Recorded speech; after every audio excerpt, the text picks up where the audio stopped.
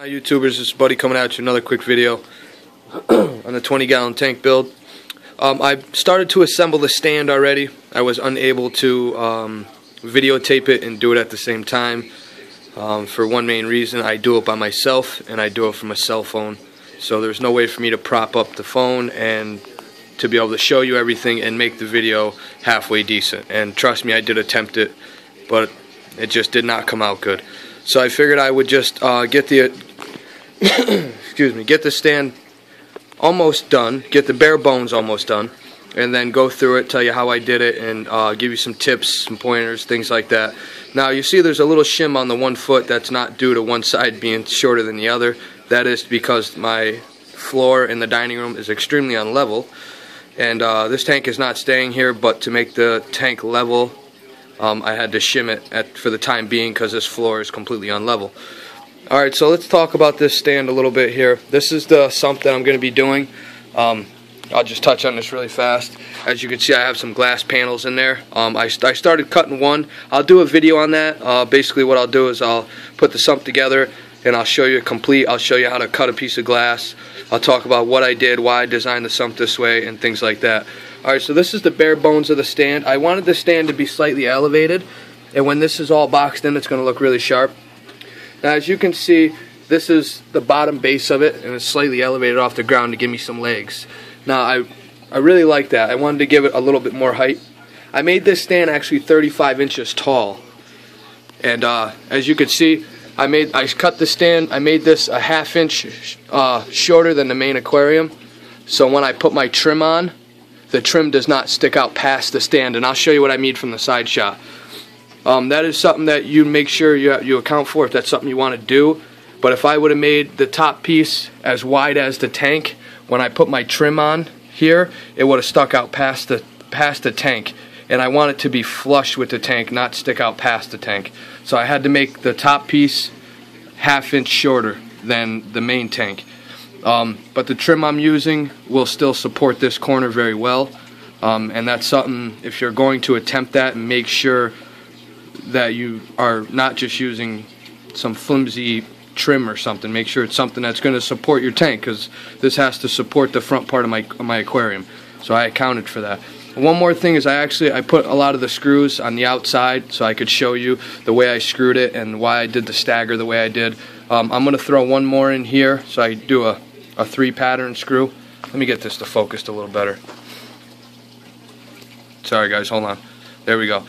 So I did it like that, and I have to put one more screw in there. I actually ran out of screws. Same thing over here. And I put all the screws on the outside, so for the purpose of the video I could show you, instead of screwing from the inside, I wanted to put them on the outside so I could show you what I was doing. Alright, so one more thing, make sure you pre-drill your holes before you put your screws in, because it will split the boards. So make sure you're pre-drilling your holes before you put them in there. Drill your holes smaller than the screw you're using, because if you drill it the same size or bigger, the screws may not hold properly. So make sure you do that. I like to use some wood putty or wood glue too. I put wood glue on the boards, I stick them, and then I screw them in, just as a little added extra. Now, right here, as you can see, I did my supports like this. And I also have these boards. I have to go get more boards that are going in here. Now this is a nice tight fit. I have to pound them in place so they're nice and tight. They do go in there with a little tap of my hand, but I don't want to do it right now. But they do go in there fairly nice, and they're nice and flush. And the same thing's going to be on the bottom, and I'm going to box it in basically all the way around. I'll just give you a quick general idea of what I'm doing here. It's going to be a quick box all the way around. Remember, they're pretty tight, and I made it like that on purpose so they would fit in there really tight. So I just have to tap them in with my hand, and they go in nice. I've already had them in, I just took them out.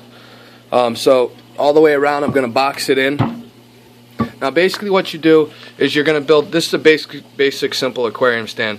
You build a box, your top box. You want to measure the length of your aquarium and the width of your aquarium.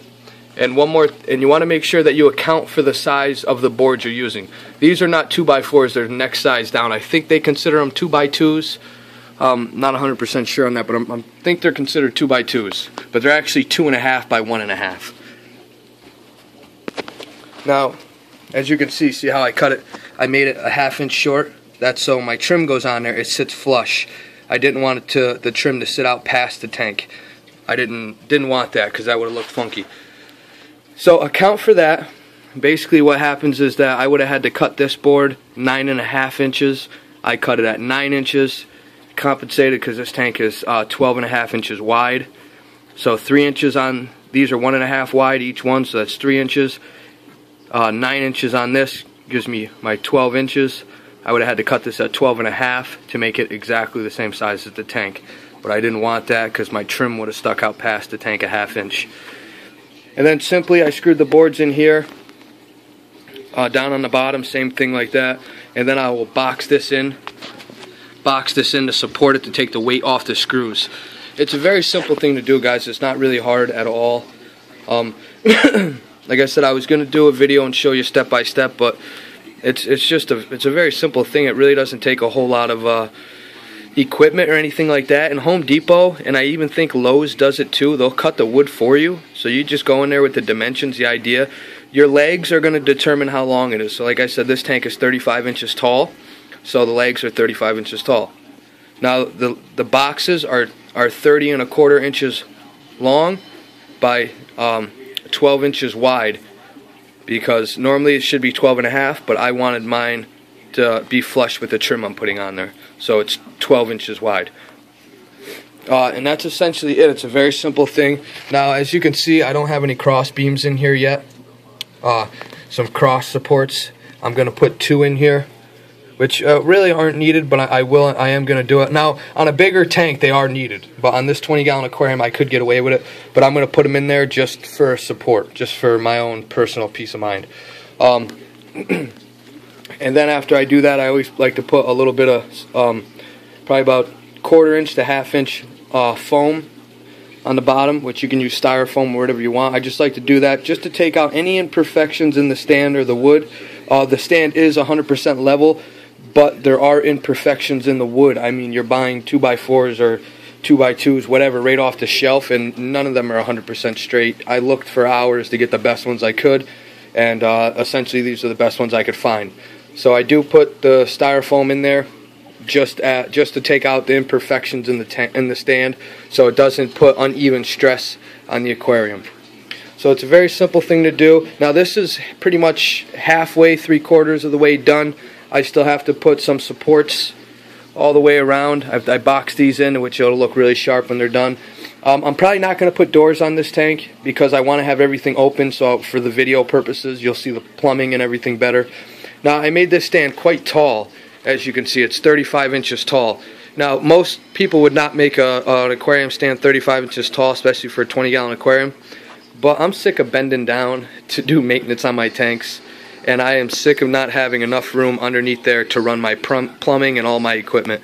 So I made it 35 inches tall. So with the tank and everything, I am right here. My arm rests right on the tank just like that, and I'm right here doing all my maintenance. No bending down, no nothing. Real nice and easy. So that's essentially why I made the stand that tall. Because I don't want to bend down, and I want plenty of room underneath. But once it's all boxed in, it won't look, you know, funky because of the height. On a tank of that size, sometimes it looks a little funky having a tall stand like that. For aesthetics purposes, you might only want to go 30 inches. You know, take that 5 inches off. Some even are 29 inches on a 20-gallon aquarium. I think some stands are even 29 inches. Some of the factory ones, but standard aquarium stands are about 30 inches tall. So this is where I'm at right now. That's the 10-gallon sump I'm going to be building underneath. That top's going to be coming off. I just pulled that tank out of the basement. So one more thing I want to touch on that somebody that was watching one of the videos mentioned, and I figured I should touch on that, and I'll touch on that before I drill this tank. That's what I'm going to do. I got I got a couple comments saying I should drill it, and absolutely right. It is the best way to do an overflow is to drill the tank. There are a couple DIY overflows on YouTube now that are actually really good DIY overflows. I used it myself, and it works out amazing.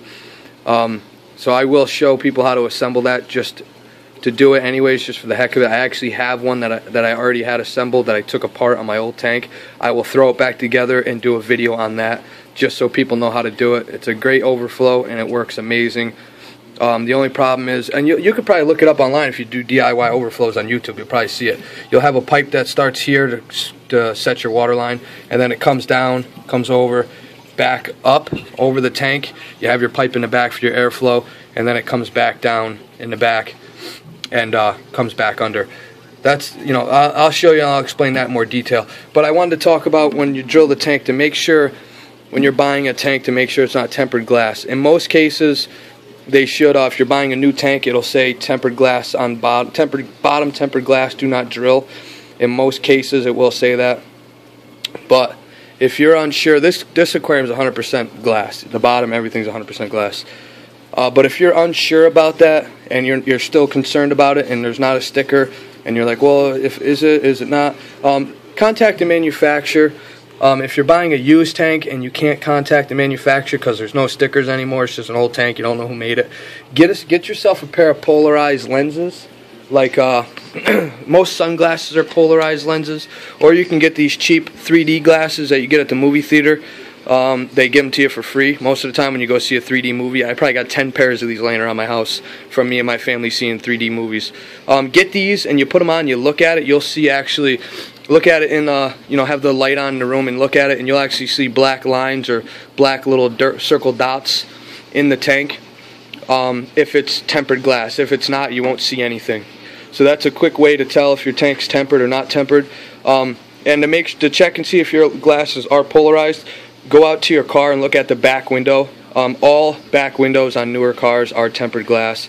I'm pretty sure even older cars are all tempered glass. The front windows are, the front windshield's supposed to be tempered glass too, but the back ones are always tempered glass. And you'll see it. You'll see the black dots or the black lines in it with the polarized lenses. So if you don't know if your lenses are polarized or not, put them on. Go look at the back window of your car. If you see the black circles or the black lines through the lenses, you'll know that they're polarized lenses. And if you need a little more further explanation on this, Joey the DIY King actually shows you what it looks like when they're looking at polarized lenses. So you can always go look at his video, and he'll show you how to do it. It's one of his videos on how to drill an aquarium. I've watched all Joey's videos. I think they're awesome and a lot of fun to watch.